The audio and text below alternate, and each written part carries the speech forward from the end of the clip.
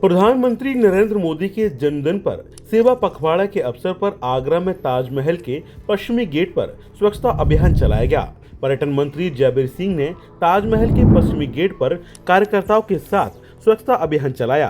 पर्यटन मंत्री ने कहा कि स्वच्छता हमारी संस्कृति का हिस्सा है और हमें अपने पर्यावरण को स्वच्छ रखने के लिए काम करना चाहिए। जैसा कि पूरा देश और दुनिया जानती है, आदरणीय मोदी जी के जन्म दिवस के पावन मौके पर आज सेवा पखवाड़ा की शुरुआत का पहला दिन है। सेवा पखवाड़े को स्वच्छता दिवस के रूप में, रक्तदान दिवस के रूप में या विभिन्न प्रकार की तमाम जन कल्याणकारी योजनाओं को लागू करने के दिवस के रूप में हम लोग इन 15 दिन का आयोजन आगामी 2 अक्टूबर, जिस दिन हमारे राष्ट्रपिता महात्मा गांधी जी का जन्म दिवस है, उस तक चलाने का काम करेंगे।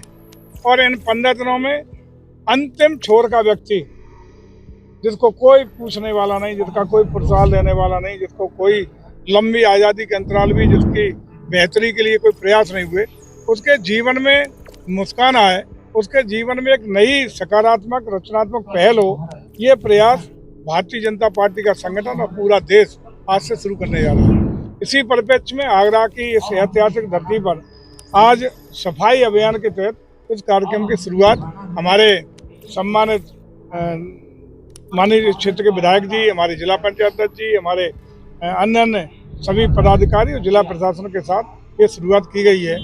हम समझते हैं कि इससे एक संदेश देने का काम है कि यदि निरोगी रहना है, स्वस्थ रहना है, स्वयं को, परिवार को, समाज को, प्रदेश और देश को स्वस्थ बनाना है, निरोगी बनाना है, बहुत तेज गति से देश को आगे ले जाना है और आदरणीय प्रधानमंत्री की मंशा के अनुरूप यदि भारत को विकसित भारत बनाने का संकल्प पूरा करना है तो निश्चित रूप से हमें स्वच्छ रहना पड़ेगा और स्वच्छता का अभियान स्वयं से शुरू करना पड़ेगा। और जन जन की इन अभियानों में जो सेवा भाव के साथ शुरू हो रहा है, जन जन की सहभागिता अपेक्षित रहेगी। एक एक व्यक्ति इसमें सहभागिता करे।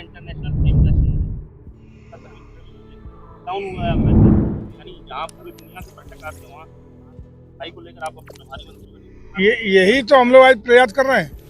कोई भी सरकार का प्रयास तब तक सफल नहीं हो सकता, इस तरह के प्रयास, जब तक जन जन की स्वयं की भागीदारी न हो। पहले आदमी स्वयं पे वो अडॉप्ट करे, फिर परिवार पे करे, समाज पे, तभी प्रभावी होता है।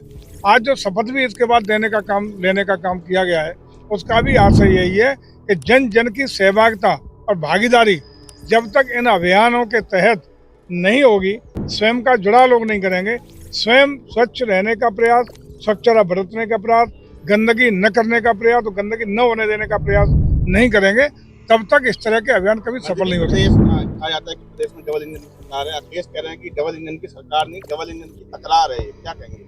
देखिए, मैं समझता हूँ कि अखिलेश जी और इंडी गठबंधन के लोग आज हताश हैं, निराश हैं, और हताशा और निराशा में कुछ भी बोलना है। आखिर उत्तर प्रदेश में जहाँ जहाँ अपराध होते हैं, उन्हीं के चहेते लोग क्यों उनमें इन्वॉल्व निकलते हैं? उनके चहेते लोग ही, चाहे अयोध्या की घटना हो, कन्नौज की घटना हो, सुल्तानपुर की घटना हो, उन्हीं के इर्द गिर्द के शागिर्द लोग ही इन्वॉल्व क्यों होते हैं? इसका मतलब साफ है कि उत्तर प्रदेश की जनता ने 12 से 17 के बीच महसूस भी किया और उसको झेला है, भुगता है। और उसी समय उत्तर प्रदेश के लोगों ने एक नारा दिया था कि जितना बड़ा अपराधी उतना बड़ा समाजवादी।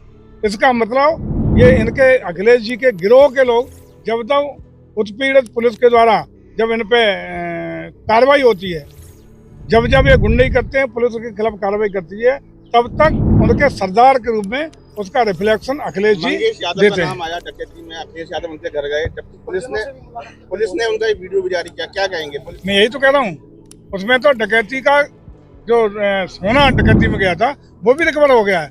उसके बावजूद भी चूंकि उनका चहेता है, तो मैंने जो कहा कि जब जब उनके गिरोह के सदस्यों को पुलिस के द्वारा कार्रवाई की जाती है अपराधियों पर, तो गिरोह के सरगना के रूप में अखिलेश जी को सबसे ज्यादा पीड़ा होती है। केरल में उपचुनाव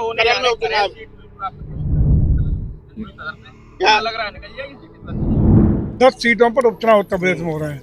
10 सीटों पर निश्चित रूप से बेहतर परिणाम इसलिए आएंगे कि लोकसभा के चुनाव में एनडीए गठबंधन के लोगों ने जिस तरीके से गलत गुमराह करके, धोखा देके जनता को ठगने का काम किया, उन्होंने कहा 400 आ जाएंगे, इसलिए भारतीय जनता पार्टी मांग रही है कि संविधान बदल देंगे। 400 इसलिए मांग रहे हैं कि आरक्षण खत्म कर देंगे। 400 इसलिए इन्हें मत आने दो, हमें इसलिए जिता दो कि हम हर साल हर महीने महिलाओं को 8,500 रुपये, साल में 1 लाख रुपया हर महिला को देने का काम करेंगे।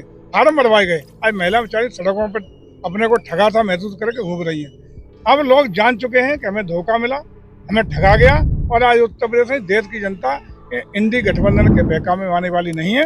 उनका विश्वास भारतीय जनता पार्टी पर, उनकी रीतियों पर, नीतियों पर, योगी जी पर, मोदी जी पे है, और उसी के कारण सारे परिणाम, चाहे उपचुनाव के परिणाम हो या आने वाले किसी चुनाव के परिणाम हो, भाजपा के पक्ष में आने वाले हैं।